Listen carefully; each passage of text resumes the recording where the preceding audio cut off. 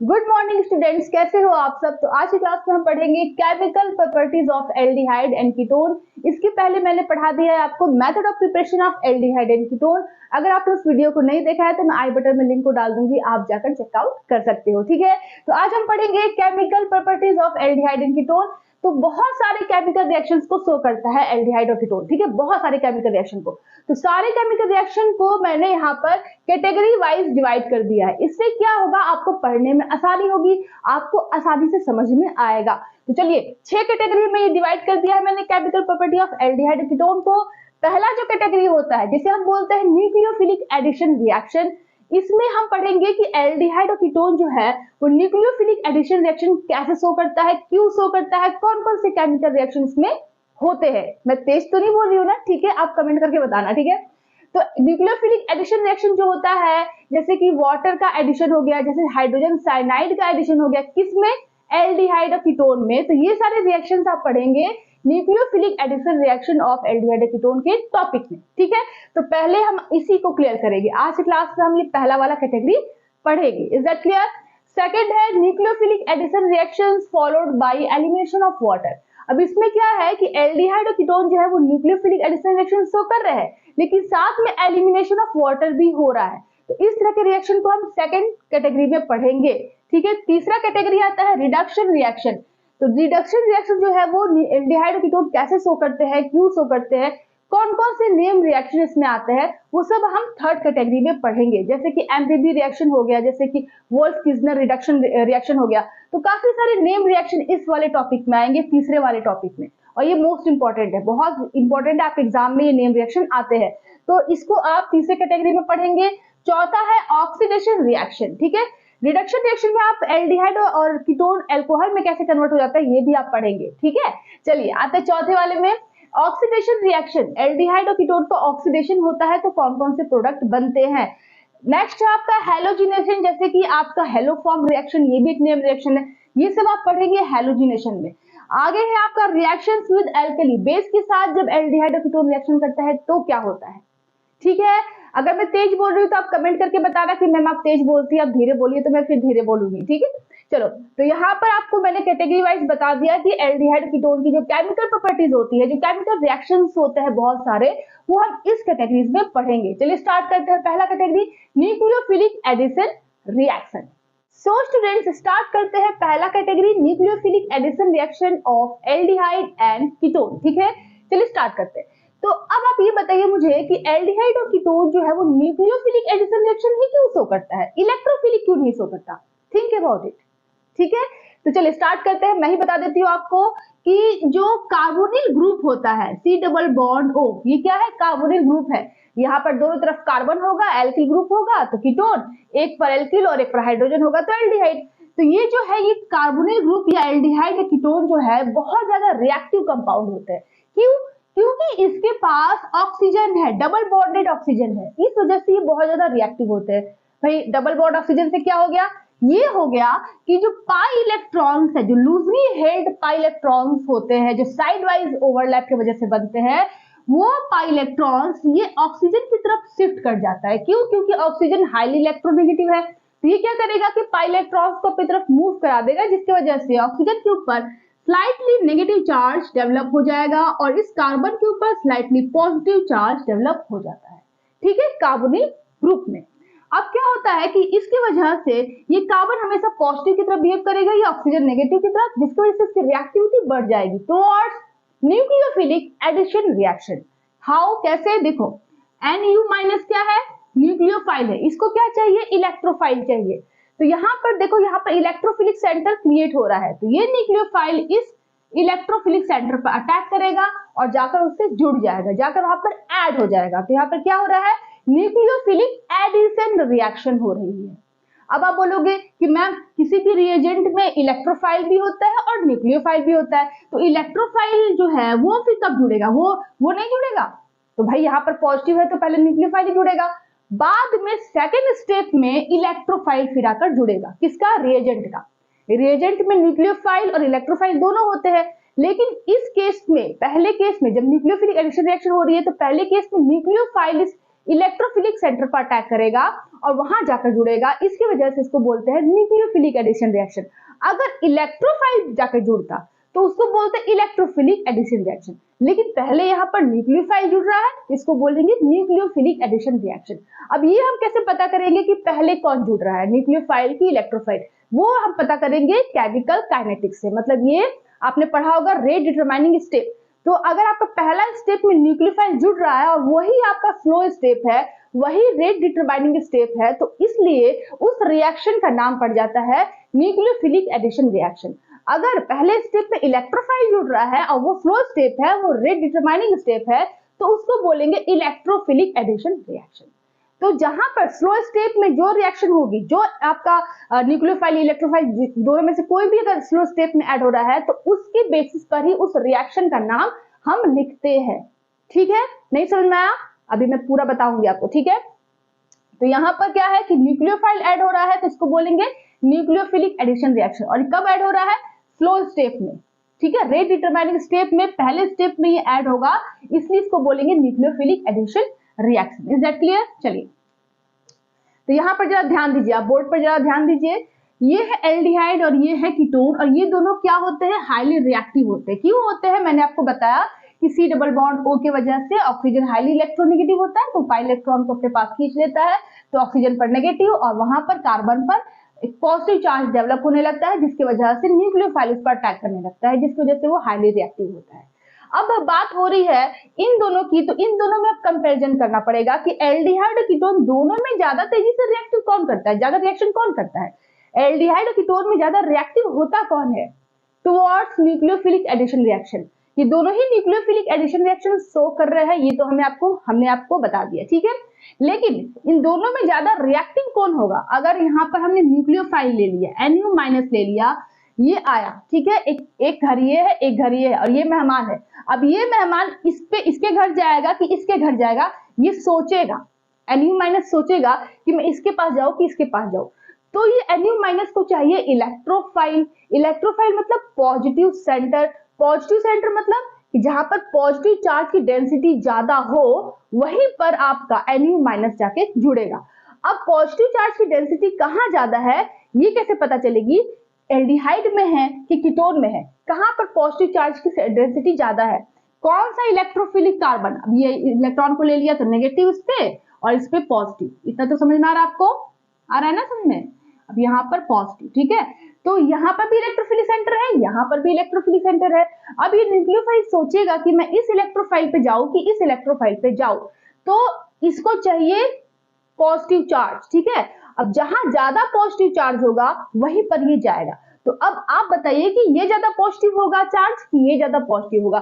ये कार्बन जो है, ये इलेक्ट्रोफिलिक सेंटर है, ये ज्यादा पॉजिटिव चार्ज की डेंसिटी को कैरी करेगा, ये कार्बन ज्यादा पॉजिटिव चार्ज की डेंसिटी को कैरी करेगा। अब आप बताइए, अब यहाँ पर जरा ध्यान देखिए, ध्यान दीजिए, एल्डिहाइड है, यहाँ पर एल्किल ग्रुप है। एल्किल ग्रुप जो होता है वो प्लस आई इफेक्ट को शो करता है ना, जिसकी वजह से ये जो है आर ग्रुप जो है, ये इस कार्बन पे इलेक्ट्रॉन डेंसिटी को बढ़ा रहा है, इसका मतलब पॉजिटिव चार्ज डेंसिटी को घटा रहा है।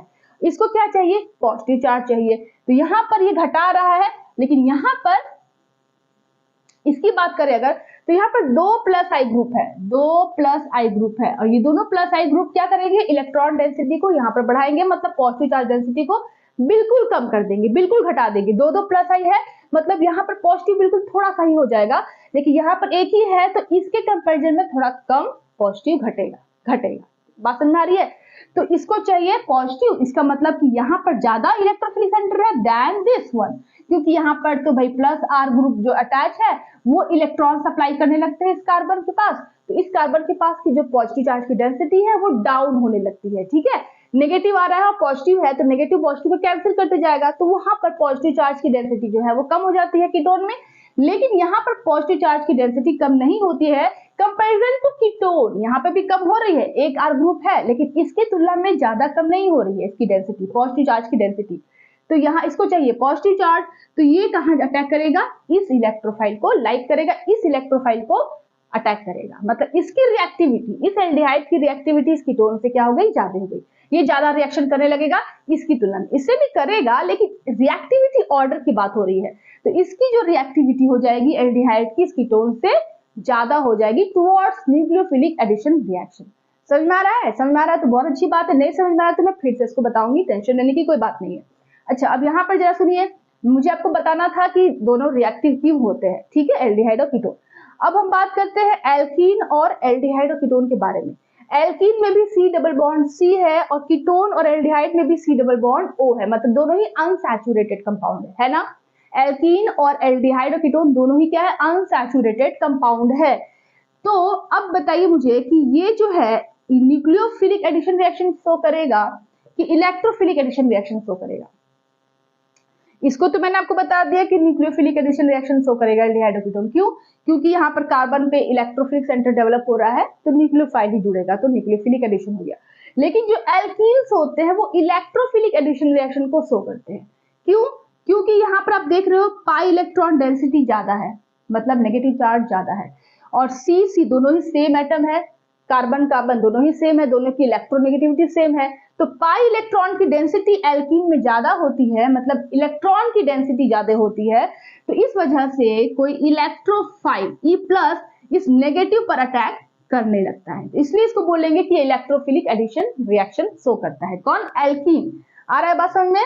इलेक्ट्रोफाइल मतलब इलेक्ट्रॉन पर अटैक करने वाला, या इलेक्ट्रॉन पर अटैक करेगा, और न्यूक्लियोफाइल मतलब, अब यहाँ पर देखिए आप, यहाँ पर प्लस आ रहा है तो ये न्यूक्लियोफाइल जो होगा, नेगेटिव चार्ज होगा, वो इस कार्बन पर अटैक करेगा। तो ये क्या है? न्यूक्लियोफाइल पॉजिटिव पर अटैक करने वाला, इलेक्ट्रोफाइल नेगेटिव पर अटैक करने वाला। एल्कीन्स पे नेगेटिव ज्यादा है तो electrophilic addition reaction, electrophile attack करेगा और वो जुड़ जाएगा, तो इसको इलेक्ट्रोफिलिक एडिशन रिएक्शन बोलेंगे।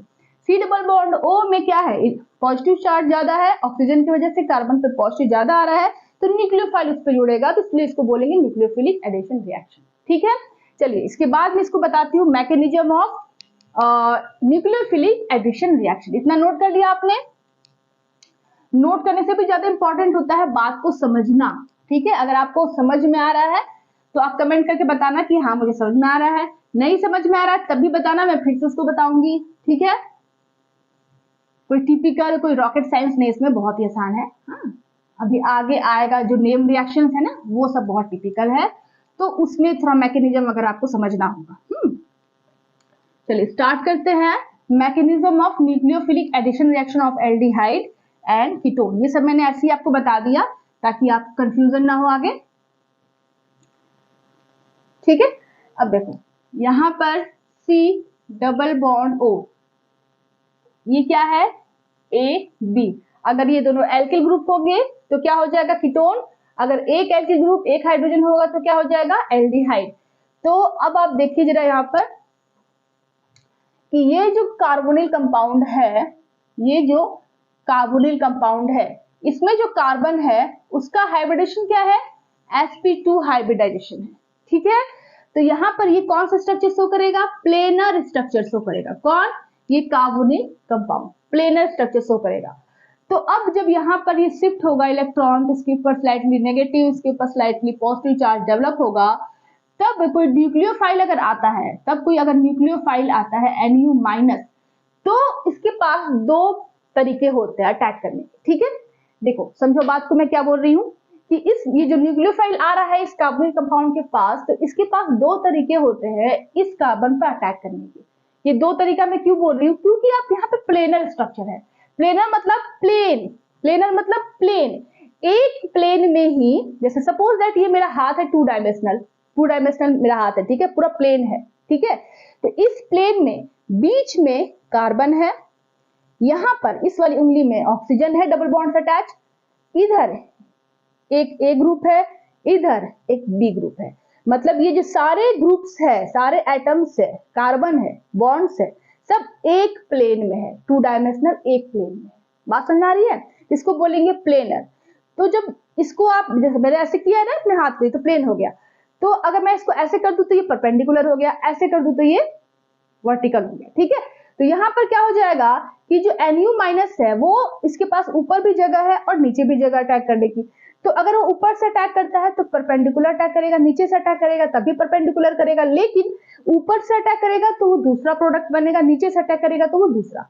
इसको क्या बोलते हैं? Optical isomer. मतलब ऊपर से अटैक कर रहा है तो D बन गया, नीचे से अटैक कर रहा है तो L बन गया, प्रोडक्ट एक ही बनेगा लेकिन वो दोनों क्या होंगे, एक दूसरे के ऑप्टिकल आइसोमर्स होंगे। Is that clear? अगर मैं ऐसे कर दूं इस कंपाउंड को, देखो देखो ये है ना, यहाँ पर कार्बन है, यहाँ ऑक्सीजन है, यहाँ ए है, यहाँ बी है, एक प्लेन में है सारे, ठीक है। तो यहाँ पर मैंने इस तरह से बना दिया इसी कंपाउंड को। तो यहाँ से भी अटैक कर सकता है न्यूक्लियोफाइल बैक साइड से, और फ्रंट साइड से भी न्यूक्लियोफाइल अटैक कर सकता है। फ्रंट से भी अटैक कर सकता है और बैक से भी अटैक कर सकता है। तो यहाँ पर दो तरह के कंपाउंड बनेंगे, दोनों ही क्या होंगे, एक दूसरे के ऑप्टिकल आइसोमर्स होंगे। फ्रंट से अटैक किया तो डी, बैक से अटैक किया तो एल, तो डीएल फॉर्म बनेगा। कंपाउंड एक ही बनेगा लेकिन एक दूसरे के ऑप्टिकल आइसोमर्स बनेंगे। ठीक है, बात समझ में आ रही है? तो यहाँ पर क्या होता है, चलिए इसका न्यूक्लियोफाइल का अटैक मैं दिखा रही हूँ, NU माइनस का अटैक, ठीक है, CO नेगेटिव, और यहाँ पर आपका A है, यहाँ पर B है। अगर ये न्यूक्लियोफाइल जो है वो ऊपर से फ्रंट साइड से अटैक करेगा, ऊपर से प्लेन के ऊपर से अटैक करेगा, तो वो यहाँ जुड़ जाएगा NU, ठीक है। अब यहाँ पर जो कंपाउंड बना वो टेट्राहेड्रल है, ठीक है। अभी बताती हूँ आपको, टेंशन मत लो। फिर अगर नीचे से अटैक किया, ये NU माइनस नीचे से अटैक किया, प्लेन के नीचे से, प्लेन के ऊपर से तो इसने अटैक कर दिया, प्लेन के नीचे से इसने अटैक किया, तो एक और कंपाउंड बन सकता है यहाँ पे ABO माइनस, और नीचे से अटैक किया तो NU माइनस, NU, ठीक है। तो यहाँ पर टेट्राहेड्रल, यहाँ पर भी टेट्राहेड्रल एल्कोक्साइड आयन बन रहा है, ठीक है। यहाँ पर जो कार्बन है, यहाँ पर जो कार्बन है वो sp3 हाइब्रिडाइज्ड है, और ये कार्बन भी sp3 हाइब्रिडाइज्ड है, ठीक है। तो ये टेट्राहेड्रल स्ट्रक्चर बना रहा है। तो यहाँ पर sp2 से sp3 में कन्वर्जन हो रहा है, ठीक है। तो यहाँ पर आपने क्या देखा कि ये D अगर बन रहा है तो ये आपका L बन रहा है। तो ऑप्टिकल आइसोमर्स एक दूसरे के यहाँ पर बनते हैं, एक ही तरह का कंपाउंड होगा लेकिन वो एक दूसरे के ऑप्टिकल आइसोमर्स होंगे। तो ये आपका मैकेनिज्म हो गया न्यूक्लियोफिलिक एडिशन रिएक्शन का, न्यूक्लियोफाइल ऐड हुआ इस कार्बन पे। अब यहाँ पर जो नेगेटिव चार्ज आप देख रहे हो, पहले स्टेप में न्यूक्लियोफाइल का अटैक हुआ, सेकेंड स्टेप में क्या होगा, ठीक है, सेकेंड स्टेप में क्या होगा कि H प्लस जो है, वो जो रिएजेंट आप लेंगे उससे H प्लस निकलेगा, और वो H प्लस इस O माइनस पर अटैक करेगा, और आपका क्या बन जाएगा, CaDNuOH, इस तरह का कंपाउंड आपका बन जाएगा। अब यहाँ पर जो न्यूक्लियोफाइल है उसके बेसिस पर आप इसका नाम रखेंगे, तो ये आपका DL ऑप्टिकल आइसोमर्स में ये बनेंगे, दो तरह के कंपाउंड, ठीक है। तो यहाँ पर सेकंड, ये जो स्टेप है आप देख रहे हैं, जो न्यूक्लियोफाइल अटैक कर रहा है इस कार्बोनिल कंपाउंड पे, तो ये स्लो स्टेप होता है, स्लो स्टेप। इसी स्टेप में रेट डिटरमाइनिंग स्टेप, इसी को बोलते हैं रेट डिटरमाइनिंग स्टेप। तो स्लो स्टेप में न्यूक्लियोफाइल ऐड हो रहा है, इसलिए इसको बोलेंगे कि ये न्यूक्लियोफिलिक एडिशन रिएक्शन को दे रहा है। अगर स्लो स्टेप में इलेक्ट्रोफाइल ऐड होता है तो उसको बोलते हैं electrophilic addition reaction, but slow step में न्यूक्लियोफाइल ऐड हो रहा है इसलिए इसको बोलेंगे nucleophilic addition reaction of aldehyde and ketone. Is that clear? ठीक है। अब यहाँ पर जो सेकेंड स्टेप में H प्लस ऐड हो रहा है, तो ये फास्ट स्टेप होता है, तेजी से H प्लस अटैक करता है यहाँ पर, और ये प्रोडक्ट आपका फाइनल बन जाता है, ठीक है। तो इस चीज को अगर आपको समझ में आ गया तो बहुत अच्छी बात है, नहीं समझ में आया तो कमेंट करके मुझे बताइए कि मैम समझ में नहीं आया, मैं दोबारा बताऊंगी। तो यहाँ पर इसको आपको नोट करना है तो नोट कर लीजिए। तो स्टूडेंट्स, तो यहाँ पर मैंने दो क्वेश्चंस लिखे हुए हैं जो एग्जाम के लिए बहुत ही इंपॉर्टेंट है, आपके कंपटीशन के लिए, आपके रेगुलर के एग्जाम के लिए, ठीक है। आपको बताना है कि इन तीनों कंपाउंड में रिएक्टिविटी किसकी ज्यादा होगी, फिर आपको इन चारों कंपाउंड में बताना है कि रिएक्टिविटी किसकी ज्यादा होगी। तो आप बोलोगे कि रिएक्टिविटी यहाँ पे कहने का मतलब क्या, कौन सी रिएक्टिविटी? अरे भाई, केमिकल रिएक्शन की रिएक्टिविटी, ठीक है। अब आप देख रहे हो कि यहाँ पर ये एल्डिहाइड है, ये भी एल्डिहाइड है, और ये कीटोन है, ये कीटोन है, ये कीटोन है, ये एल्डिहाइड है, ये एल्डिहाइड है। आप देख रहे हो ना, इसका मतलब ये हुआ कि एल्डिहाइड कीटोन दिया है, इसका मतलब कि वो न्यूक्लियोफिलिक एडिशन रिएक्शन देता है, इलेक्ट्रोफिलिक नहीं देता है, ठीक है। आप देखकर भी समझ सकते हो। तो न्यूक्लियोफिलिक एडिशन रिएक्शन देता है तो रिएक्टिविटी पूछ रहा है, तो इसका मतलब ये हुआ कि न्यूक्लियोफाइल का अटैक की रिएक्टिविटी पूछ रहा है, ठीक है। आप पहले क्वेश्चन को समझेंगे फिर आंसर करेंगे, क्वेश्चन ही आपको समझ में नहीं आएगा फिर आंसर करने बैठ जाओगे तो सब कुछ गड़बड़ झाला हो जाएगा, ठीक है। तो पहले आप क्वेश्चन को समझोगे। यहाँ पर एल्डिहाइड और कीटोन दिया है, इसका मतलब कि एल्डिहाइड और कीटोन जो होते हैं वो न्यूक्लियोफिलिक एडिशन रिएक्शन देते हैं, तो उसी की रिएक्टिविटी ऑर्डर यहाँ पर पूछ रहा है, ठीक है। अगर एग्जाम में ऐसे लिख दिया, एग्जाम में अगर ऐसा नहीं लिखा कि न्यूक्लियोफिलिक एडिशन रिएक्शन की रिएक्टिविटी बताइए, ऐसे नहीं लिखा, अगर डायरेक्ट रिएक्टिविटी ऑर्डर पूछ दिया तो वहां पर आप सोचेंगे कि ये जो कंपाउंड्स होते हैं ये न्यूक्लियोफिलिक एडिशन रिएक्शन को शो करते हैं, तो हमें रिएक्टिविटी उसी के अनुसार बताना है, ठीक है। तो यहाँ पर हम क्या करेंगे, न्यूक्लियोफिलिक एडिशन रिएक्शन ये तीनों कंपाउंड शो करते हैं, तो न्यूक्लियोफाइल को हम यहाँ पर रखेंगे और ये सोचेंगे कि ये न्यूक्लियोफाइल इन तीनों कंपाउंड में सबसे ज्यादा रिएक्शन किसके साथ करेगा, वही जिसके साथ करेगा उसी की रिएक्टिविटी सबसे ज्यादा होगी। ये न्यूक्लियोफाइल तीनों कंपाउंड में सबसे ज्यादा रिएक्शन जिसके साथ करेगा उसी की रिएक्टिविटी ज्यादा होगी। ठीक है, इतना समझ में आ रहा है आपको। चलिए आप बताइए कि इन तीनों में किसके साथ सबसे ज्यादा रिएक्शन करेगा, ये न्यूक्लियोफाइल। देखो यहाँ पे ये है कीटोन, अब यहाँ पर 2+I ग्रुप अटैच है ना, 2+I ग्रुप अटैच है, तो ये दोनों +I ग्रुप जो होंगे वो इस कार्बन पर, क्योंकि ये डबल बॉन्डेड है तो ये नेगेटिव और ये पॉजिटिव, ओके। अब ये दोनों जो +I ग्रुप वाले का ग्रुप्स है ये क्या करेंगे, इस इलेक्ट्रोफिलिक कार्बन पर अपने इलेक्ट्रॉन डेंसिटी को इंक्रीज करेंगे। इलेक्ट्रॉन डेंसिटी इंक्रीज होगी तो जो पॉजिटिविटी है, जो पॉजिटिव चार्ज की डेंसिटी है वो तो घट जाएगी। यहाँ पर इलेक्ट्रोफाइल डेवलप हो रहा है, क्या डेवलप हो रहा है, E+ डेवलप हो रहा है। अब यहाँ पर जो +I ग्रुप्स है वो इलेक्ट्रॉन सप्लाई करेंगे, इलेक्ट्रॉन को मूव कराएंगे इस कार्बन के पास, तो इलेक्ट्रॉन पर नेगेटिव चार्ज होता है और ये इलेक्ट्रोफाइल पे पॉजिटिव चार्ज है, तो वो नेगेटिव ज्यादा आ रहा है तो उस पॉजिटिव चार्ज की डेंसिटी को क्या कर देगा, डाउन कर देगा, कम कर देगा। ठीक है, तो यहाँ पर पॉजिटिव चार्ज की डेंसिटी कम हो जाएगी इन दोनों की वजह से। इसकी बात करें तो इन दोनों की तुलना में इसमें एक ही ग्रुप है +I ग्रुप, तो इसकी ये भी डाउन करेगा बट इसकी तुलना में कम डाउन करेगा। यहाँ पर जो पॉजिटिव चार्ज आपका डेवलप होगा वो पॉजिटिव चार्ज एक एल्किल ग्रुप की वजह से कम हो रहा है, यहाँ पर 2 एल्किल ग्रुप की वजह से कम हो रहा था उसकी डेंसिटी। ठीक है, अब यहाँ पर अगर बात करें तो यहाँ पर कोई भी +I ग्रुप है नहीं, हाइड्रोजन बहुत ही कम इफेक्ट शो करता है, तो यहाँ पर जो है, ठीक है, यहाँ पर जो इलेक्ट्रोफिलिक कार्बन है इसके पास कोई भी +I ग्रुप है ही नहीं, तो यहाँ पर जो पॉजिटिव चार्ज की डेंसिटी है वो जस्ट की तस बनी रहेगी।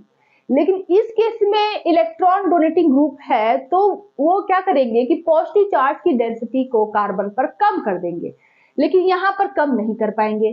तो यहाँ पर जो पॉजिटिव है, जो पॉजिटिव वो ज्यादा अमाउंट में है, यहाँ पर जो पॉजिटिव है वो कम अमाउंट में है, यहाँ पर जो पॉजिटिव है वो मीडियम में है, इससे थोड़ा कम लेकिन इससे थोड़ा ज्यादा। ठीक है, पॉजिटिव चार्ज की डेंसिटी की बात हो रही है, यहाँ पर पॉजिटिव चार्ज की डेंसिटी बहुत कम हो गई, यहाँ पे पॉजिटिव चार्ज इससे थोड़ा ज्यादा है, यहाँ पे पॉजिटिव चार्ज की डेंसिटी सबसे ज्यादा है।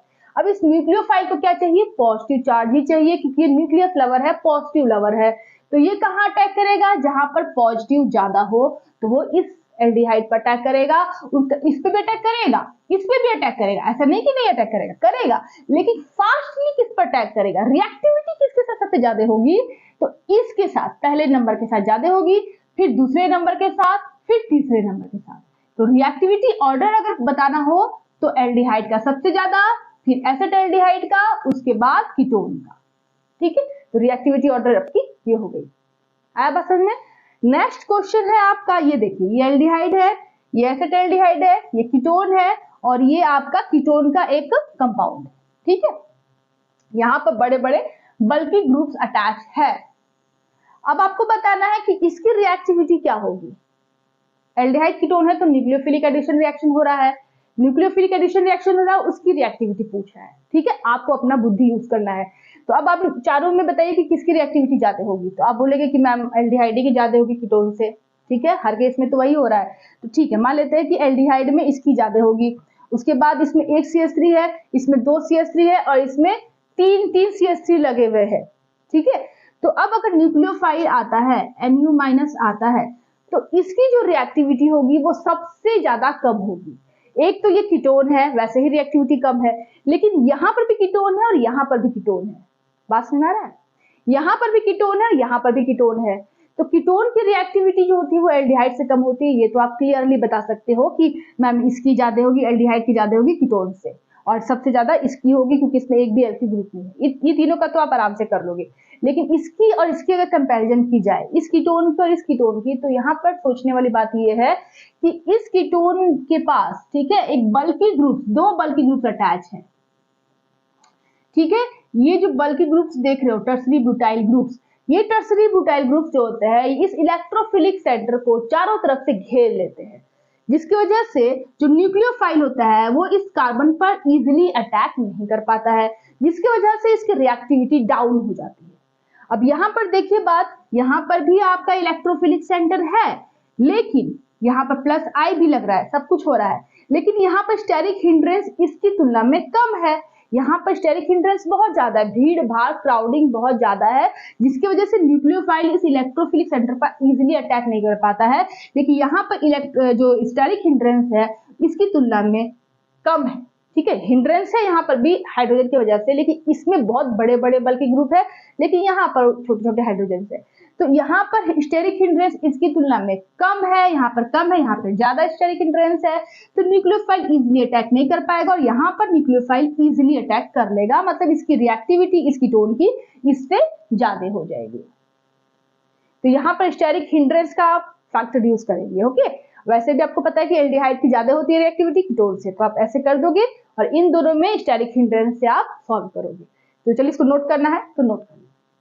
तो स्टूडेंट्स अब आप देख सकते हो कि यहाँ पे दो क्वेश्चन और मैंने आपको दिए हुए हैं। ये है आपका एसिटोफिनॉन, जिसे हम एरोमेटिक कीटोन भी कहते हैं, ठीक है। ये एरोमेटिक कीटोन है, ओके। ये क्या है, एलिफेटिक कीटोन, और ये क्या है, एल्डिहाइड। अब आपको बताना है कि इन तीनों में रिएक्टिविटी ऑर्डर किसकी ज्यादा होगी, towards nucleophilic addition reaction, okay. तो एरोमेटिक कीटोन और एलिफेटिक कीटोन में डिफरेंस क्या है? ये डिफरेंस है कि इसमें एरोमेटिक रिंग है, इसमें नहीं है। तो अब इन दोनों में कंपैरिजन आपको करना है, ये दोनों तो आप बता ही दोगे कि एल्डिहाइड की ज्यादा है। इन दोनों में अगर आपको कंपैरिजन करना हो कि एरोमेटिक कीटोन और एलिफेटिक कीटोन में किसकी रिएक्टिविटी ज्यादा होगी टुवर्ड्स न्यूक्लियोफिलिक एडिशन रिएक्शन, अगर न्यूक्लियोफाइल आता है, NU- आता है, तो वो इस पर तेजी से रिएक्शन करेगा कि इस पर तेजी से रिएक्शन करेगा, किसके रिस्पेक्ट में इसकी रिएक्टिविटी ज्यादा होगी, ये क्वेश्चन है, ठीक है। तो अब जरा आप सोचिए, क्या सोचना है, ये सोचना है कि जो इलेक्ट्रोफिलिक सेंटर डेवलप हो रहा है, ठीक है, ये जो इलेक्ट्रोफिलिक सेंटर डेवलप हो रहा है उस पर अगर पॉजिटिव चार्ज की डेंसिटी ज्यादा होगी तो न्यूक्लियोफाइल उस पर आराम से रिएक्शन करेगा, तो उसकी रिएक्टिविटी ज्यादा होगी। समझ में आ रहा बात? अगर उस इलेक्ट्रोफिलिक सेंटर पर पॉजिटिव चार्ज की डेंसिटी ज्यादा होगी तो न्यूक्लियोफाइल फास्टली उससे रिएक्शन करेगा और उसकी रिएक्टिविटी ज्यादा होगी। Is that clear? तो यहाँ पर अब हमें पता करना है कि किस इलेक्ट्रोफिलिक सेंटर पर पॉजिटिव चार्ज की डेंसिटी ज्यादा होगी, यही हमें पता करना है। अब यहाँ पर जो पॉजिटिव चार्ज आ रहा है, ठीक है, ये इलेक्ट्रॉन को इधर खींच लेगा, तो यहाँ पर ये हो जाएगा पूरा खत्म, और उसके बाद आपका यहाँ पर नेगेटिव आ जाएगा और यहाँ पर पॉजिटिव आ जाएगा, अगर वो इलेक्ट्रॉन को पूरा ले लिया तो। अब ये पॉजिटिव जो आएगा, अब ये जो पॉजिटिव आएगा तो इस कार्बन की इलेक्ट्रॉन डेंसिटी कम, इलेक्ट्रोनेगेटिविटी बढ़ जाएगी, तो वो क्या करेगा कि बगल के पाई इलेक्ट्रॉन्स को अपने पास खींच लेगा। अब यहाँ पर जो बेंजीन रिंग है वो प्लस आर इफेक्ट को शो कर रही है, प्लस आई इफेक्ट को शो कर रही है। वो क्या कर रही है, इलेक्ट्रॉन्स को रिलीज कर रही है इस इलेक्ट्रोफिलिक सेंटर के पास, ठीक है। ये बेंजीन रिंग इलेक्ट्रॉन डोनेट कर रही है, इलेक्ट्रॉन को शिफ्ट कर रही है इस इलेक्ट्रोफिलिक सेंटर कार्बन पर, ठीक है। तो यहाँ पर जब पॉजिटिव चार्ज की जो डेंसिटी है वो तो फिर कम हो जाएगी, जो प्लस आई प्लस आर की वजह से इलेक्ट्रॉन डेंसिटी इस कार्बन के चारों तरफ बढ़ेगी, तो पॉजिटिव चार्ज की डेंसिटी तो कम हो जाएगी।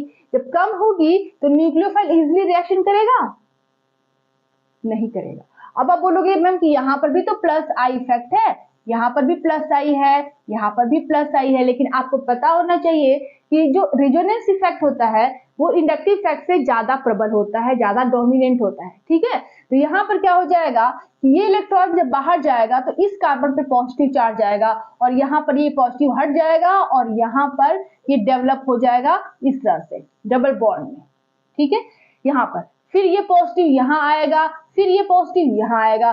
कहने का मतलब ये हुआ कि ये जो इलेक्ट्रोफिलिक सेंटर था वो खत्म ही हो गया, वो इस रिंग पर जो पॉजिटिव चार्ज इस कार्बन पर था वो पॉजिटिव चार्ज इस रिंग पर घूमने लगा, डीलोकलाइज होने लगा, तो इस कार्बन पर वो पॉजिटिव चार्ज बहुत ही कम समय के लिए आएगा। अब यहाँ पर पॉजिटिव आया, फिर वो क्या होगा कि फिर आपका ये जो है इलेक्ट्रॉन्स यहाँ शिफ्ट होगा, फिर यहाँ पे पॉजिटिव चार्ज आ जाएगा।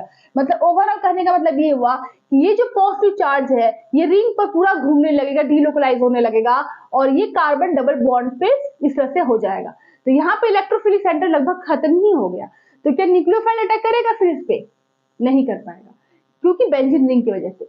देखो 3 रीजन यहाँ पे काम कर रहा है, एक बेंजीन का प्लस आई, एक बेंजीन का प्लस आर, और एक जो पॉजिटिव चार्ज इस कार्बन पे आ रहा है वो पॉजिटिव चार्ज पूरे रिंग पर डीलोकलाइज हो रहा है और इस कार्बन पे बहुत कम समय के लिए आ रहा है, तो जिसकी वजह से इलेक्ट्रोफिलिक सेंटर जो है वो बिल्कुल खत्म ही हो गया है, तो न्यूक्लियोफाइल वहां पे इजिली अटैक नहीं कर पाएगा। तो जो भी एरोमेटिक होते हैं, जो भी एरोमेटिक एल्डिहाइड लो या एरोमेटिक कीटोन लो, उनकी रिएक्टिविटी उनके एलिफेटिक कंपाउंड से कम ही होगी। ठीक है, यहाँ पर एरोमेटिक कीटोन है, यहाँ पे एलिफेटिक कीटोन है, तो जब भी आप एरोमेटिक लेते हो, ठीक है, और एलिफेटिक लेते हो, तो एरोमेटिक वाले की रिएक्टिविटी हमेशा कम ही होगी एलिफेटिक वाले से। अब यहाँ पर भी है प्लस आई काम कर रहा है, लेकिन यहाँ पर इंडक्टिव इफेक्ट जो वीक इफेक्ट होता है वो काम कर रहा है, रेजोनेंस इफेक्ट काम नहीं कर रहा है। एरोमेटिक कंपाउंड में रेजोनेंस इफेक्ट काम करने लगता है, जो पॉजिटिव चार्ज है वो पूरे रिंग पर डीलोकलाइज होने लगता है, जिसकी वजह से इसकी स्टेबिलिटी बढ़ जाती है। किसकी? इस कंपाउंड की। इस कंपाउंड की स्टेबिलिटी बढ़ जाती है, वो इसी फॉर्म में ज्यादा एग्जिस्ट करता है, जिसकी वजह से इस कार्बन पर जो पॉजिटिव चार्ज डेवलप हो रहा था वो पॉजिटिव चार्ज गायब ही हो गया लगभग। जो पॉजिटिव चार्ज रहेगा ही नहीं, इलेक्ट्रोफिलिक सेंटर रहेगा ही नहीं, तो न्यूक्लियोफाइल कहाँ अटैक करेगा? उसको तो कंफ्यूजन हो जाएगा ना भाई कि यहाँ पे तो है ही नहीं पॉजिटिव चार्ज, तो मैं कहाँ अटैक करूं, जिसकी वजह से इसकी रिएक्टिविटी बिल्कुल डाउन हो जाती है टुवर्ड्स न्यूक्लियोफिलिक एडिशन रिएक्शन। आई बस समझ में? तो रेजोनेंस इफेक्ट की वजह से यहाँ पर इसकी इलेक्ट्रोफिलिक जो इसकी न्यूक्लियोफिलिक एडिशन रिएक्शन की जो रिएक्टिविटी है वो डाउन हो जाती है। यहाँ पर रेजोनेंस इफेक्ट नहीं है, यहाँ पर एक वीक इफेक्ट है, इंडक्टिव इफेक्ट, तो यहाँ पर इसकी रिएक्टिविटी इसकी तुलना में ज्यादा होगी, तो यहाँ पर इजिली न्यूक्लियोफाइल इस पर अटैक कर जाएगा इसकी तुलना में। ठीक है, अब बात करें एल्डिहाइड की, तो ऐसे आपको पता है कि एल्डिहाइड में आपका ना रेजोनेंस इफेक्ट है और प्लस आई एक ही ग्रुप है, तो इसकी रिएक्टिविटी तो सबसे ज्यादा होगी। ठीक है, ये तो आपको मैंने कई बार बता दिया। तो आगे बात समझ में कि एरोमेटिक वाले की एलिफेटिक वाले से रिएक्टिविटी कम होती है, किसकी तुलना में, किसके रिस्पेक्ट में? आपके न्यूक्लियोफिलिक एडिशन रिएक्शन के रिस्पेक्ट में एरोमेटिक की, चाहे वो एल्डिहाइड लो चाहे कीटोन लो, उसकी रिएक्टिविटी कम ही होगी रेजोनेंस इफेक्ट की वजह से। अब बात करते हैं इन तीनों की। ये है आपका बेंजल्डिहाइड, ये आपने कर दिया, नोट करते चलिए। ये है बेंजल्डिहाइड, ये है एसिटोफिनॉल, ये है बेंजोफिनॉल, ये दोनों कीटोन है और ये एल्डिहाइड है। अब ये तीनों ही एरोमेटिक है, यहाँ पर मैंने 2 एलिफेटिक लिया था, यहाँ पर 1 एरोमेटिक लिया था, लेकिन यहाँ पर तीनों ही क्या है, एरोमेटिक कंपाउंड है। अब आपको बताना है कि इसमें रिएक्टिविटी ऑर्डर क्या होगी। चलिए सोचिए, पहले आप सोच लीजिए, उसके बाद फिर मैं आपको बताती हूँ। सोच लिया? सोच लिया आप क्या होगा इसका आंसर? ठीक है, चलिए अब जब मैं बता रही हूं तो आप इसको मिला लीजिए। बेंजल्डिहाइड क्या है? एल्डिहाइड है। यहां पर आपका देख रहे हो कि एक भी CH3 ग्रुप नहीं है, बस एक यही ग्रुप है। तो यहां पर जब आपका इलेक्ट्रोफिलिक सेंटर डेवलप होगा, इलेक्ट्रोफिलिक सेंटर डेवलप होगा, तो वो इस रिंग में डीलोकलाइज होगा ना। अब यहाँ प्लस आई ग्रुप नहीं है, ठीक है, यहाँ पे कोई CH3 ग्रुप नहीं है, यहाँ पे हाइड्रोजन है। यहाँ पर भी वही काम होगा, नेगेटिव पॉजिटिव, लेकिन यहाँ पर एक प्लस आई ग्रुप अटैच है और साथ ही यहाँ पर डीलोकलाइजेशन भी होगा पॉजिटिव चार्ज का, क्योंकि एरोमेटिक है तो डीलोकलाइजेशन होगा, आर इफेक्ट काम करेगा। यहाँ पर बात करें नेगेटिव पॉजिटिव, यहाँ पर आपके 2 रिंग है, 2 बेंजीन रिंग है, तो ये जो पॉजिटिव चार्ज है यहाँ खींचेगा तो ये इधर चला जाएगा और यहाँ पर डबल बॉन्ड क्रिएट हो जाएगा, होगा ना, जैसे मैंने आपको बताया इस वाले केस में। तो ये पॉजिटिव यहाँ आएगा, फिर ये पॉजिटिव यहाँ आएगा, फिर ये पॉजिटिव यहाँ आएगा, मतलब इस कार्बन पर पॉजिटिव चार्ज बहुत ही कम समय के लिए रहेगा, वो पूरे रिंग में डीलोकलाइज होगा। तो एक रिंग तो ये हो गया, दूसरा रिंग भी भाई साहब दिया हुआ यहाँ पे, तो यहाँ पर भी पॉजिटिव आएगा, फिर यहाँ पर भी पॉजिटिव आएगा, फिर यहाँ पर भी पॉजिटिव आएगा। ठीक है, तो ये जो कार्बन है इसके पास जो पॉजिटिव चार्ज की डेंसिटी है वो बिल्कुल ना के बराबर है, बिल्कुल बहुत ही कम है। क्यों? क्योंकि वो पॉजिटिव चार्ज कभी इस रिंग पे घूम रहा है तो कभी इस रिंग पे घूम रहा है, और ये कार्बन पे कभी डबल बॉन्ड आ रहा है तो कभी सिंगल आ रहा है। तो यहाँ पर जो पॉजिटिव चार्ज है इस कार्बन पे वो बहुत ही कम समय के लिए आएगा, जिसकी वजह से जो न्यूक्लियोफाइल है वो इस पर इजिली अटैक नहीं कर पाएगा, क्योंकि ये कार्बन जो है ये डबल बॉन्ड से अटैच हो जाता है और पॉजिटिव चार्ज, इसका पॉजिटिव चार्ज, इस कार्बन का पॉजिटिव चार्ज दोनों रिंग पर डीलोकलाइज होने लगते हैं। ठीक है, तो इसकी जो रिएक्टिविटी है वो सबसे ज्यादा कम हो जाएगी, क्योंकि दो बेंजीन रिंग है इस वजह से। ठीक है, इसकी रिएक्टिविटी सबसे कम हो जाएगी। इन दोनों की बात करें, ये क्या है एल्डिहाइड और ये क्या है कीटोन। ये क्या है एल्डिहाइड और ये क्या है कीटोन। अब इन दोनों की अगर बात करें तो इन दोनों में जो एक आर इफेक्ट तो है, ये जो पॉजिटिव चार्ज है वो मूवमेंट करेगा, डबल बॉन्ड यहाँ क्रिएट हो जाएगा। जब ये पॉजिटिव यहाँ मूव करेगा ना ऐसे, तो ये डबल बॉन्ड यहाँ बन जाएगा, फिर ये पॉजिटिव यहाँ आएगा, फिर पॉजिटिव यहाँ आएगा, फिर पॉजिटिव यहाँ आएगा, और ये पॉजिटिव यहाँ पर खत्म हो जाएगा। तो यहाँ पर आर इफेक्ट काम कर रहा है, प्लस आर काम कर रहा है बेंजीन का, लेकिन यहाँ पर प्लस आई वाला एल्किल ग्रुप नहीं दिया हुआ है, बस हाइड्रोजन दिया हुआ है। यहाँ पर प्लस आर काम करेगा बेंजीन का, इलेक्ट्रॉन सप्लाई कर रहा है बेंजीन इस कार्बन पे, तो यहाँ पर भी पॉजिटिव पॉजिटिव पॉजिटिव होगा। ठीक है, समझ में आ रहा है बात क्या बोल रही हूँ। लेकिन यहाँ पर एक एक्स्ट्रा ग्रुप अटैच है CH3, तो इस कार्बन पर जो इलेक्ट्रोफिलिक सेंटर है, जो इस कार्बन पे इलेक्ट्रोफिलिक सेंटर, ये कार्बन इलेक्ट्रोफिलिक सेंटर, तो ये जो इलेक्ट्रोफिलिक सेंटर है इस पर दो इफेक्ट काम कर रहे हैं। एक तो प्लस आई इफेक्ट काम कर रहा है, दूसरा प्लस आर इफेक्ट काम कर रहा है। ठीक है, यहाँ पर आप देख रहे हो कि ये बेंजीन रिंग अपना इलेक्ट्रॉन सप्लाई कर रहा है, तो ये जो पॉजिटिव चार्ज है इस कार्बन का वो यहाँ डीलोकलाइज हो रहा है। ठीक है, तो यहाँ पर प्लस आई भी है और आर इफेक्ट भी है, जिसकी वजह से जो इलेक्ट्रोफिलिक सेंटर पे जो कार्बन की डेंसिटी है, जो पॉजिटिव चार्ज की डेंसिटी है, वो क्या हो जाएगी, बिल्कुल डाउन हो जाएगी। वहां पॉजिटिव चार्ज रहेगा ही नहीं, क्योंकि एक तो प्लस आई काम कर रहा है, ऊपर से ये आपका इधर मूव कर गया, तो ये प्लस प्लस प्लस प्लस हो रहा है, डीलोकलाइज हो रहा है, तो यहाँ पर डबल बॉन्ड क्रिएट हो गया है। तो यहाँ पर पॉजिटिव चार्ज बहुत ही कम समय के लिए आएगा, उसकी जो डेंसिटी है वो बहुत ही कम रहेगी।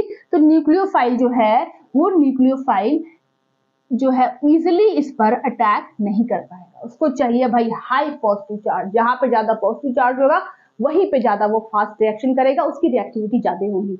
यहाँ पर दो बेंजीन रिंग थे, पॉजिटिव चार्ज डीलोकलाइज हो रहा था, इस कार्बन पर था ही नहीं पॉजिटिव चार्ज, वो पॉजिटिव चार्ज तो भाई घूमने में लगा हुआ था, तो वो न्यूक्लियोफाइल कहां से उस इलेक्ट्रोफिलिक सेंटर पे काम करेगा, कहां से अटैक करेगा, कहां से उसके साथ रिएक्शन करेगा, तो इसकी रिएक्टिविटी वैसे ही डाउन हो गई। इसमें एक बेंजीन रिंग है लेकिन एक प्लस आई ग्रुप भी अटैच है, जिसकी वजह से जो इलेक्ट्रोफिलिक सेंटर है उस पे जो कार्बन पे जो पॉजिटिव चार्ज की जो डेंसिटी है वो एक इसकी वजह से कम हो रही है, और एक बेंजीन रिंग पर जो पॉजिटिव घूमने लगा उसके वजह से भी कम हो रही है। तो यहाँ पर प्लस आई भी काम करेगा और डीलोकलाइज भी हो रहा है प्लस चार्ज, तो यहाँ पर इसको चाहिए भाई पॉजिटिव चार्ज, तो यहाँ पर इसको पॉजिटिव चार्ज इजीली नहीं मिल पा रहा है। इसकी तुलना में तो भाई थोड़ा बहुत मिल भी रहा है, इसमें तो बिल्कुल भी नहीं मिला था, इस पर थोड़ा बहुत मिल रहा है, तो इसकी रिएक्टिविटी इससे फिर ज्यादा हो जाएगी। इसकी बात करें तो इसमें प्लस आई ग्रुप है ही नहीं, इसमें केवल रिजोनेंस काम करेगा। इसमें जो प्लस चार्ज डेवलप होगा इस कार्बन पे वो पॉजिटिव चार्ज इस रिंग में घूमेगा, लेकिन प्लस आई ग्रुप नहीं है, इसमें प्लस आई था, तो इसमें प्लस आई नहीं है, जिसकी वजह से इस इलेक्ट्रोफिलिक सेंटर पे जो कार्बन है, इलेक्ट्रोफिलिक सेंटर जो है वहां पर जो पॉजिटिव चार्ज है इसकी तुलना में ज्यादा होगी। बात समझ में आ रही है। इसमें प्लस आई नहीं है लेकिन रिजोनेंस है, प्लस इसमें भी जो इलेक्ट्रोफिलिक सेंटर जो है कार्बन जो है, जो पॉजिटिव चार्ज डेवलप हो रहा है वो पॉजिटिव चार्ज रिंग पे घूम रहा है, इसमें भी घूम रहा है, इसमें भी घूम रहा है। ज्यादा पॉजिटिव कहाँ घूम रहा है, इस पे घूम रहा है, क्योंकि इसमें दो बेंजीन रिंग है, तो बहुत ही कम समय के लिए इस इलेक्ट्रोफिलिक सेंटर पे जो कार्बन है, जो पॉजिटिव चार्ज है, बहुत ही कम समय के लिए इस पर आएगा, क्योंकि पूरा तो घूमने में ही वो टाइम लगा रहा है, तो न्यूक्लियोफाइल इजिली अटैक नहीं कर पाएगा, इसकी वजह से इसकी रिएक्टिविटी कम हो गई। यहाँ पर एक बेंजीन रिंग है तो यहाँ पर भी घूमेगा, लेकिन इसकी तुलना में थोड़ा कम घूमेगा। एक ही रिंग है, एक ही रिंग पे घूमेगा, लेकिन साथ में प्लस आई भी है, तो वो भी अपना इफेक्ट करेगा, वो भी पॉजिटिव चार्ज की डेंसिटी को घटाएगा, तो इसकी रिएक्टिविटी इससे थोड़ा ज्यादा हो जाएगी। ठीक है, अब इसकी बात करें तो इसमें बस एक ही ग्रुप है, एक ही बेंजीन रिंग है और प्लस आई ग्रुप है ही नहीं, हाइड्रोजन है, तो यहाँ पर भी पॉजिटिव चार्ज घूमेगा, लेकिन इसकी तुलना में इसमें तो CH3 था, इसमें CH3 है ही नहीं, प्लस आई है ही नहीं, तो दोनों में ही घूम रहा है, इसमें भी घूम रहा है, इसमें भी घूम रहा है, लेकिन यहाँ पर प्लस आई ग्रुप है ही नहीं, तो पॉजिटिव चार्ज की डेंसिटी इसकी तुलना में थोड़ा ज्यादा होगी।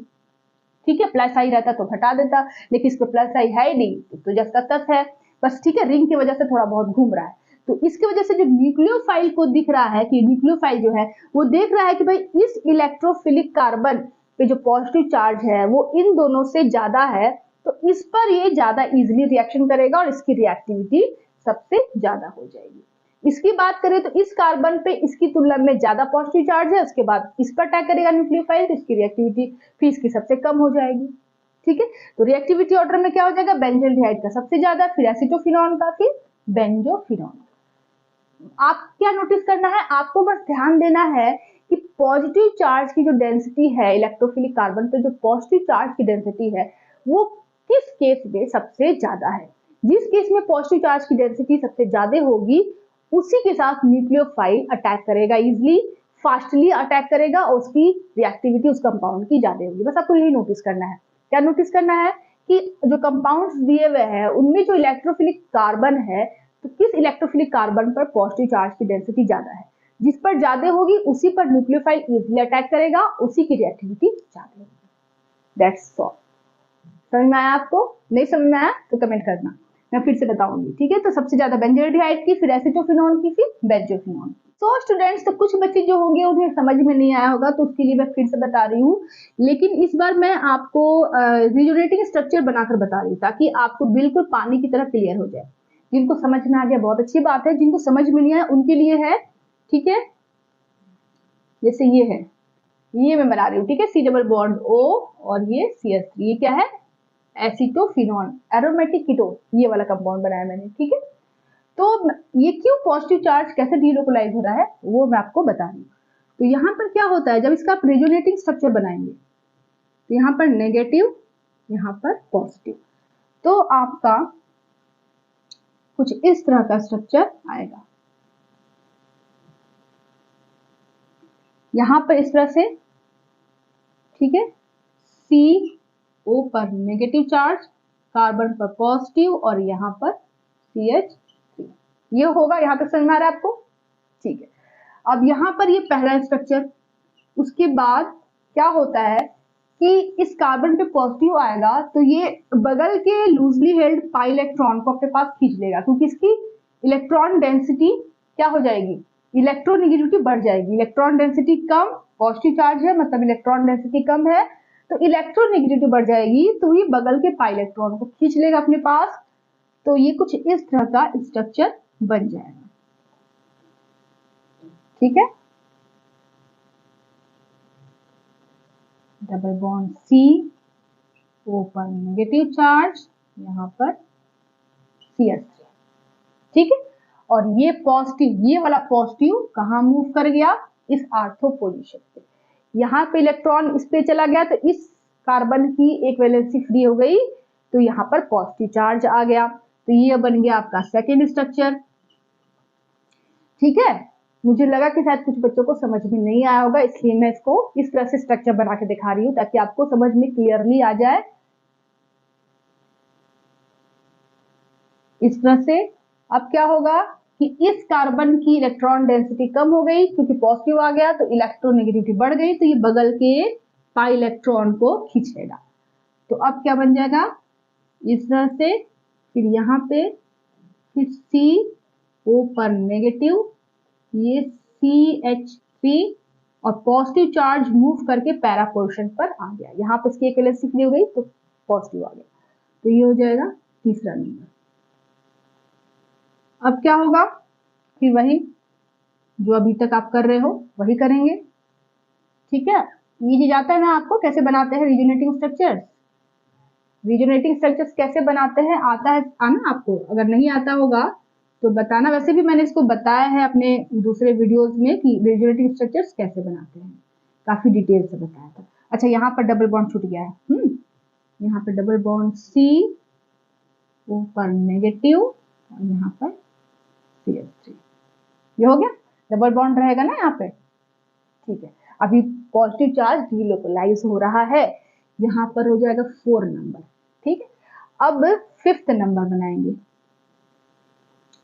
इस तरह से बना देती हूँ ताकि इधर बनाना है ना मुझे। यहाँ पर आपका 1 2 3 4 और 5वां जो रेजोनेटिव स्ट्रक्चर है वो यहाँ पर मैं ड्रॉ कर रही हूँ, दिखाई दे रहा है ना आपको। ये इस तरह से हो गया। अब क्या होगा कि यहाँ वाला जो है वो इधर के पाई इलेक्ट्रॉन को खींच लेगा। कौन, ये वाला कार्बन, क्योंकि इसकी पॉजिटिव चार्ज इलेक्ट्रॉन डेंसिटी कम है, इलेक्ट्रोनेगेटिविटी बढ़ गई तो बगल के पाई इलेक्ट्रॉन को खींच लिया। तो यहाँ पर इस तरह से, फिर ऐसे और फिर कार्बन है और यहाँ पर O पर नेगेटिव चार्ज, यहाँ पर CH3, और इस कार्बन के ऊपर कौन सा चार्ज आ गया, पॉजिटिव चार्ज। तो ये हो गया 5th नंबर। ठीक है, अब क्या होगा देखो जरा ध्यान से पहला नंबर देखो और पांचवा नंबर देखो, दोनों सेम है ना, इसका मतलब रिजोनेटिंग स्ट्रक्चर आपका बनकर रेडी हो गया। अब यहाँ पर जरा ध्यान से आप देखिए, ठीक है, यहाँ पर आप बिल्कुल जरा ध्यान से देखिए, ये है आपका इलेक्ट्रोफिलिक सेंटर। ये क्या है? इलेक्ट्रोफिलिक सेंटर है, मतलब इलेक्ट्रोफाइल है। जो न्यूक्लियोफाइल है Nu- वो इस कार्बन पर अटैक करेगा, तभी तो न्यूक्लियोफिलिक एडिशन रिएक्शन होगी। तो यहाँ पर आप देख रहे हो कि ये जो पॉजिटिव चार्ज डेवलप हो रहा है इस कार्बन पे, इस कार्बन पे जो पॉजिटिव चार्ज डेवलप हो रहा है वो पूरे रिंग पर घूम रहा है, लेकिन इस कार्बन पर दिखाई जल्दी नहीं दे रहा है। आ रहा है, फिर दोबारा यहाँ से रिजोनेटिंग होगा, फिर ये इलेक्ट्रॉन खींचेगा, फिर वापस ऐसे से बनने लगेगा, ठीक है। पॉजिटिव चार्ज यहाँ पे लास्ट में आया, लेकिन वापस क्या होगा, ये पाई इलेक्ट्रॉन खींचेगा, फिर ये पॉजिटिव यहाँ आएगा, फिर पॉजिटिव। इसी को बोलते हैं डीलोकलाइजेशन ऑफ इलेक्ट्रॉन्स, ठीक है। तो यहाँ पर क्या हो जाएगा, आप देख रहे हो कि जो इलेक्ट्रोफिलिक सेंटर पे जो पॉजिटिव चार्ज आ रहा है, इलेक्ट्रोफिलिक सेंटर पे जो पॉजिटिव चार्ज आ रहा है वो डीलोकलाइज हो रहा है पूरे रिंग पर। बहुत ही कम समय के लिए इलेक्ट्रोफिलिक सेंटर पे पॉजिटिव चार्ज आ रहा है। न्यूक्लियोफाइल को चाहिए पॉजिटिव चार्ज, अब वो कैसे अटैक करेगा, जब रहेगा ही नहीं कार्बन पे पॉजिटिव चार्ज तो वो कहां से अटैक करेगा, अटैक नहीं कर पाएगा, ठीक है। इस वजह से इसकी जो रिएक्टिविटी होती है एरोमेटिक कंपाउंड की वो डाउन हो जाती है, रिएक्टिविटी क्या होती है, डाउन हो जाती है देन एलिफेटिक कंपाउंड, ठीक है। इस वजह से तो अगर एक रिंग है तो पॉजिटिव चार्ज एक रिंग में घूम रहा है, दो रिंग अगर अटैच हो जाता है, ये CH3 हटाकर यहाँ पर अगर मैं दो रिंग जोड़ देती, दो अगर रिंग में यहाँ पर जोड़ देती तो एक तो यहाँ पर पॉजिटिव घूम रहा है, एक पॉजिटिव यहाँ पर घूमने लगेगा, तो पॉजिटिव चार्ज की डेंसिटी और कम हो जाएगी इलेक्ट्रोफिलिक सेंटर पे, जिसकी वजह से न्यूक्लियोफिलिक एडिशन रिएक्शन की जो रिएक्टिविटी है वो और डाउन हो जाएगी, ठीक है। इसलिए बेंजोफिनॉन का सबसे कम था।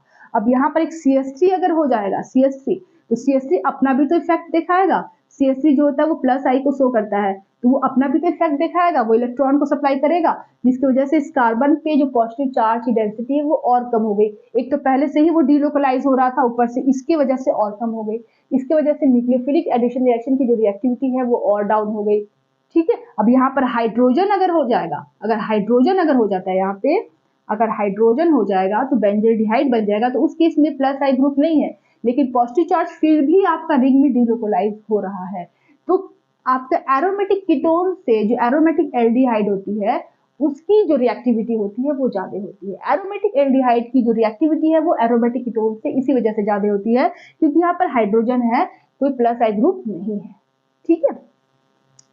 अब एरोमेटिक एल्डिहाइड और एलिफेटिक एल्डिहाइड की बात करें तो एलिफेटिक एल्डिहाइड की रिएक्टिविटी ज्यादा होगी क्योंकि इसमें कोई भी बेंजीन रिंग नहीं है। आगे है बात समझ में, चलिए इसको नोट करना है।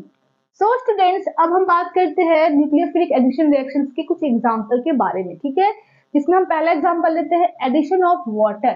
तो क्या होता है कि अगर वाटर आपका कार्बोनिल कंपाउंड से रिएक्शन करे, HOH, ठीक है, वाटर अगर कार्बोनिल कंपाउंड से रिएक्शन करे तो क्या होगा, तो यहाँ पर क्या होगा, ब्रेकिंग होगी, नेगेटिव पॉजिटिव, यहाँ पर कार्बोनिल कंपाउंड में चाहे कीटोन लो चाहे आप एल्डिहाइड लो, ठीक है, तो यहाँ पर नेगेटिव यहाँ पर पॉजिटिव, और ये आपका न्यूक्लियोफिलिक एडिशन रिएक्शन हो रहा है तो OH माइनस कहाँ अटैक करेगा, इस कार्बन पर अटैक करेगा, तो आपका COH,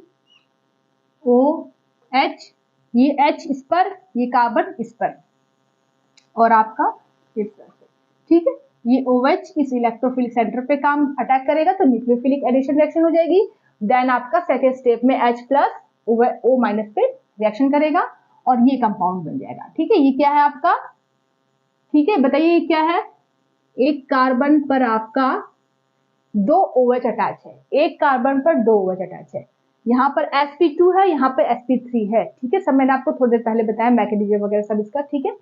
अब यहाँ पर आप जरा ध्यान दीजिए कि ये जो एडिशन प्रोडक्ट बना है ये है आपका जेम डाइऑल, जेम डाइऑल या 1,1 डाइऑल भी इसको कहते हैं। तो ये जो जेम डाइऑल बना है, एक कार्बन पर दो OH पॉसिबल ही नहीं है। जब भी आप एक कार्बन पर दो OH देखेंगे तो आंख बंद करके उस कार्बन से वाटर को एलिमिनेट कर दीजिए, वाटर को बाहर निकाल दीजिए, ये प्रोसेस है केमिस्ट्री में, ठीक है। तो जब भी आप जेम डाइऑल को देखो तो आप समझ जाओ कि ये जो कंपाउंड है, ये अनस्टेबल है, तुरंत क्या होगा कि H2O यहाँ से बाहर निकल जाएगा, H यहाँ से, OH यहाँ से, H2O बाहर निकल जाएगा और क्या बन जाएगा वापस, यही बन जाएगा कार्बोनिल कंपाउंड। तो क्या होता है कि जेम डायल जो होता है वो अनस्टेबल होता है, अनस्टेबल, नॉट आइसोलेट, इसको हम आइसोलेट नहीं कर पाते, इसको सेपरेट नहीं कर पाते, तो बनाने का फायदा ही क्या है भाई। तो क्या होता है कि वापस ये आपका ये जो जेम डायल है वापस इसमें से H2O बाहर निकल जाता है और वापस से कार्बोनिल कंपाउंड बन जाता है, तो ये आइसोमेरिज्म में चला जाता है। ठीक है, अच्छा यहाँ तक बात समझ में आ गया आपको। तो अब क्या करें, अब क्या वाटर से कार्बोनिल कंपाउंड का फिर रिएक्शन ना करवाए, क्योंकि सब में तो आपका जेम डायल ही बनेगा, सारे केसेस में तो जेम डायल ही बनेंगे, तो क्या ये एडिशन नहीं होगा, वाटर से रिएक्शन नहीं करेगा, करेगा, लेकिन उसके लिए शर्त है। क्या शर्त है, ये देखिए बहुत ध्यान से आप देखिएगा जो मैं बता रही हूँ। अगर ठीक है, यहाँ पे देखो, यहाँ पर कार्बन कार्बन ले लिया मैंने, इसका मतलब कि कीटोन ले लिया मैंने, तो इसके पास 3 हाइड्रोजन, इसके पास 3 हाइड्रोजन, इस कार्बन के पास 3 हाइड्रोजन, इस कार्बन के पास 3 हाइड्रोजन, तो अगर इन 6 हाइड्रोजन को हटाकर हम उसके जगह पर Cl को अटैच कर दे, क्या अटैच कर दे, Cl को, समझ में आ रहा है क्या बोल रही हूँ, Cl को अटैच कर दे, तो ये जो कंपाउंड बनता है इसको हम बोलते हैं क्लोरल, क्या बोलते हैं, क्लोरल कंपाउंड। ठीक है, CH3 था ना यहाँ पे कीटोन एसीटोन में, तो उन हाइड्रोजन्स को हटाकर वहां पे क्लोरीन को मैंने ऐड कर दिया और कुछ नहीं किया, बात समझ आ गई। तो यहाँ पर क्या आप देख रहे हो कि ये जो क्लोरीन है, ये क्लोरीन हाईली इलेक्ट्रोनेगेटिव एटम है, तो ये क्या करेगा, इलेक्ट्रॉन को अपने पास खींचेगा। 6 जो आपका -I ग्रुप अटैच है, ये सब क्या है, -I ग्रुप है, तो ये 6 के 6 -I ग्रुप इलेक्ट्रॉन्स को खींचेंगे, कहां से खींचेंगे, इस इलेक्ट्रोफिलिक कार्बन से खींचेंगे। ठीक है, तो यहाँ पर जो पॉजिटिव चार्ज डेवलप हो रहा है, तो यहाँ पर इलेक्ट्रॉन्स खिंचा रहा है, ठीक है, सब अपने तरफ इलेक्ट्रॉन्स खींच रहे हैं, तो यहाँ पर पॉजिटिव चार्ज की डेंसिटी क्या हो रही है, बहुत ज्यादा बढ़ रही है, क्योंकि -I ग्रुप अटैच है। ठीक है, -I ग्रुप की वजह से इस कार्बन पे जो पॉजिटिव चार्ज की डेंसिटी है वो बहुत ज्यादा बढ़ रही है, तो इसका मतलब ये बहुत ही इसकी रिएक्टिविटी हाई होगी टुवर्ड्स न्यूक्लियोफिलिक एडिशन रिएक्शन। अब अगर हम इसका वाटर से रिएक्शन कराए तो क्या बन जाता है, बनता है आपका CO, फिर यहाँ पर आपका CCl3, मैं ऐसे लिख देती हूँ ताकि थोड़ा सा जगह का वो है। ठीक है, CCl3 इस तरह से लिख दिया मैंने, C और यहाँ पर आपका H जुड़ जाएगा और यहाँ पर आपका OH। ठीक है, H2O जुड़ेगा ना, तो एक H प्लस इस ऑक्सीजन से जुड़ेगा, यहाँ पे इसको अगर मैं खोल के बनाऊं HOH, ठीक है, तो OH पे माइनस, इस पे प्लस, तो इलेक्ट्रोफिलिक कार्बन पर ये OH माइनस जाएगा और ये जो है O माइनस इस H प्लस पे जाएगा और ये बन जाएगा एडिशन प्रोडक्ट। ठीक है, ये सब मैंने मैकेनिज्म थोड़ी देर पहले आपको बता दिया है। तो अब यहाँ पर भी आपका जेम डायोल ही बन रहा है, फिर फर्क क्या हुआ, इसमें अंतर क्या हुआ, इसमें और इसमें अंतर ये हुआ कि अब जरा ध्यान से इसके स्ट्रक्चर पे आप जाइए। अगर मैं इसके स्ट्रक्चर को थोड़ा खोल कर बनाऊं तो इसका स्ट्रक्चर कुछ इस तरह का होता है, Cl और यहाँ पे Cl टेट्राहेड्रल स्ट्रक्चर। ठीक है, इस तरह से, और यहाँ पर आपका हो जाएगा यहाँ पर आपका ऑक्सीजन, यहाँ हाइड्रोजन, ऑक्सीजन, यहाँ हाइड्रोजन, होगा कि नहीं। इसी स्ट्रक्चर को मैंने से खोल कर बनाया, ओपन करके बनाया। यहाँ पर CCl3, इसको शॉर्ट में मैंने लिखा है CCl3, इसको भी शॉर्ट में CCl3, इस तरह से जेम डायोल बना। अब इसको मैंने खोल कर इस तरह से बना दिया है। ठीक है, जिग जैग मोशन, ऐसे फिर ऐसे। तो अब क्या होगा कि इस जो क्लोरीन अटैच है इस कार्बन से, ये हाईली इलेक्ट्रोनेगेटिव एटम है, ये हाईली इलेक्ट्रोपॉजिटिव, इन दोनों के बीच में हाइड्रोजन बॉन्ड बनने लगेगा, एक यहाँ पर और एक यहाँ पर क्या बनेगा, हाइड्रोजन बॉन्ड बन जाएगा। तो ये जो हाइड्रोजन बॉन्ड बन रहा है वो एक ही मॉलिक्यूल के अंदर बन रहा है, इसलिए इसको बोलेंगे कि इंट्रामॉलिक्यूलर हाइड्रोजन बॉन्डिंग यहाँ पे हो रही है। तो इंट्रामॉलिक्यूलर हाइड्रोजन बॉन्डिंग बनने की वजह से, जैसे यहाँ पर H2O निकल जा रहा था, यहाँ पे क्या H2O निकल जा रहा था, वापस ये कार्बोनिल कंपाउंड और वाटर बन जा रहा था, लेकिन इस केस में वापस रिएक्शन पलटकर नहीं होगी, यहाँ पर ये बन जाएगा, ये स्टेबल कंपाउंड होगा, आइसोलेट इसको आप कर पाएंगे। स्टेबल कंपाउंड और ये आप इसको आइसोलेट कर पाएंगे। ठीक है, तो यहाँ पर ये स्टेबल कंपाउंड आपका बन गया। इसको बोलते हैं क्लोरल हाइड्रेट। क्लोरल हाइड्रेट ये क्या होता है, इसको सेपरेट किया जा सकता है, बात नहीं समझ आई, फिर से समझिए बात को। जब हम कार्बोनिल कंपाउंड को वाटर से रिएक्शन कराते हैं तो जेम डायोल बनता है जो टू अनस्टेबल, बहुत ज्यादा अनस्टेबल होता है। इसको हम आइसोलेट नहीं कर पाते हैं, क्यों? क्योंकि तुरंत ही क्या होता है ना कि ये ऑक्सीजन का हाइड्रोजन और ये OH मिलकर वाटर के फॉर्म में निकल जाते हैं, वापस से कार्बोनिल कंपाउंड बन जाता है, तो इसको हम सेपरेट नहीं कर पाते। लेकिन अगर हम इस कार्बोनिल कंपाउंड के साथ कोई -I ग्रुप जोड़ दे, जैसे कि क्लोरल कंपाउंड, और फिर उसका वाटर से रिएक्शन करवाए, तो यहाँ पर आपका ये रिवर्सिबल रिएक्शन नहीं होगा। यहाँ पर तो रिवर्सिबल है, बट यहाँ पर रिवर्सिबल रिएक्शन नहीं होगा। यहाँ पर आपका जो कंपाउंड बनेगा वो भी जेम डायोल ही होगा, लेकिन इसे हम बोलते हैं क्लोरल हाइड्रेट। क्या बोलते हैं इसे हम?